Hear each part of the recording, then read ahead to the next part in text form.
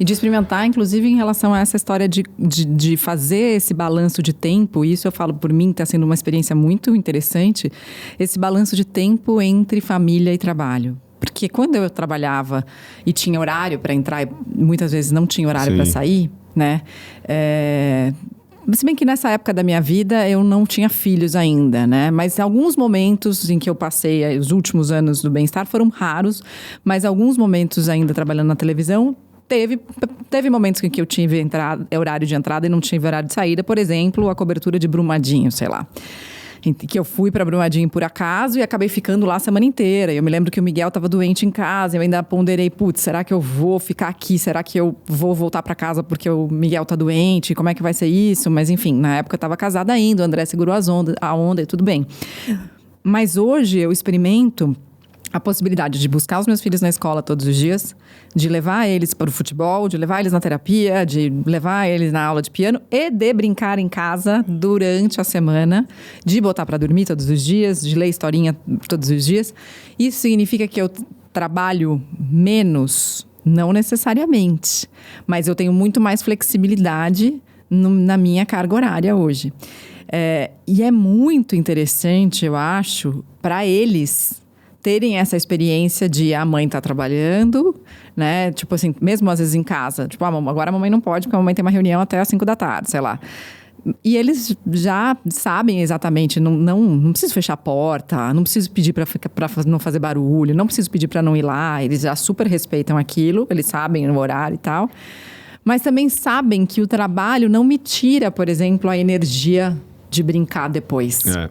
Que eu acho que isso é uma coisa difícil e desafiadora, porque, sei lá, vou dar o exemplo aqui que eu já falei de Brumadinho. Se eu tivesse que voltar para casa depois de fazer a cobertura de Brumadinho e tá lá visitando o IML, vendo os corpos que eu vi e tudo isso, eu não sei se eu ia conseguir brincar com os meus filhos ali naquele mesmo dia. Então, acho que tem... E aí entra a história da ruptura de novo. Tem alguns momentos em que o trabalho não deve mesmo vir para casa. Dependendo daquilo que você tiver que lidar no trabalho, o que você está lidando no trabalho, talvez trazer essa energia para dentro de casa pode ser realmente muito prejudicial para todo mundo, né? Não só para você. Primeiro que você falou duas coisas muito legais e diferentes. Uma é tempo, a outra é energia.